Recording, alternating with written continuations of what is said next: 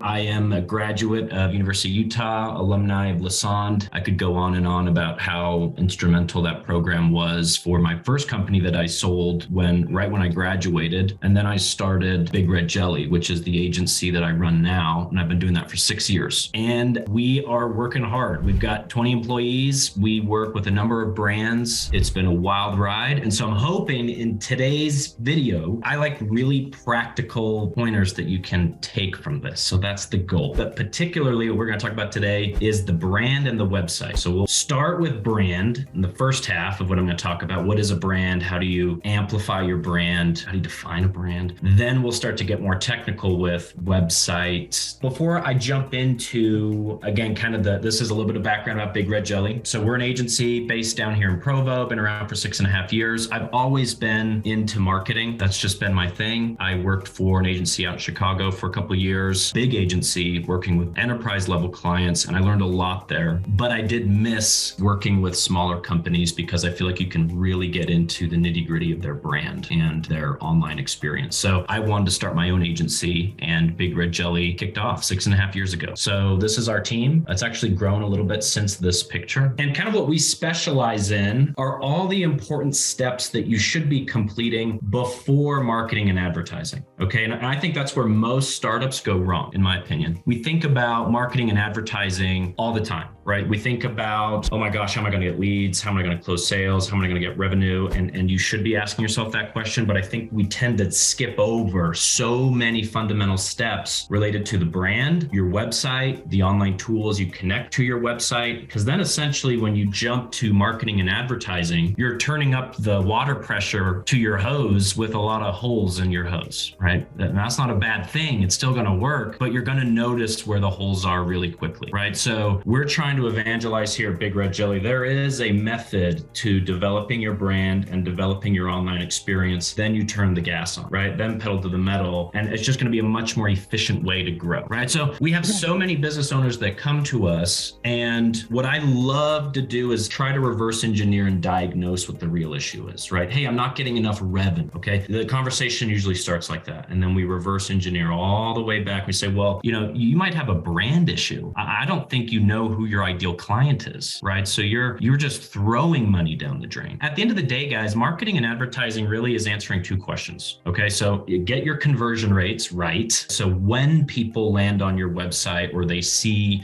your brand or encounter your product or service, do you have a high enough conversion rate? Check that box first. Then it's about driving more eyeballs to that platform to convert. If you're struggling to grow, it's one of those two things. And oftentimes we focus on this one a lot. Oh my gosh, I need more website visitors. I need more exposure. I need more ads. And the conversion rate's at 1%. If I can help you just get from 1% to 3%, I might have just tripled your revenue. And that doesn't sound like a big deal, but when you say triple, then it is a big deal, right? So step one, brand. Okay. You didn't think we'd be talking about brand today, but that's what a website is just an extension of your brand. That's my definition. So question number one is, what is a brand? What is the difference between Starbucks, the business, and Starbucks, the brand? I think a brand is how you show up for your clients. Ooh, I like that. What do you mean by how you show up? So it's like what you are, like what authentically you are, and what you offer is how I think about it. Yes. So there's no right or wrong answer. Everyone's got different definitions. If you're to ask me, what's the difference between Starbucks, the brand, and Starbucks, the business? The business is the coffee beans. It's the brick and mortar shop. It's the balance sheet. It's the communication. That's all of those assets, the tangible and intangible assets. The brand Starbucks for me is the perception that their ideal customers have of the business. A lot of people were saying, well, it's how you communicate. It's what you stand for. It's your values. And so for me, it's the perception that your customer has of your business is your brand. It's like your reputation. And so then one might say, well, Josh, I can't really control that. You're right. You don't have total control, but you can definitely influence that, right? So with that definition in mind, that's how I like to engage a website project or a brand project. Is what do we need to do, communicate, stand for in order to influence the perception for my ideal customer, right? For my business. All right, now we can talk about a website, right? which again is just an extension of your brand. So let's start with the fun stuff. I like to start with the fun stuff. What's trending right now in design? So get ready to take some notes. Of course, these trends will be different in a year, I'm sure, but there's reason for some of these, okay? Immersive scrolling. If you guys have seen that, you've been on Apple's website where you scroll and things change and move and then go in and out. Very trendy these days. We've all seen these websites. Why would that be trending? I'm not saying this is right for every website, by the way, right? But what you're seeing in websites now is what I like to describe as blurring the lines between digital and reality,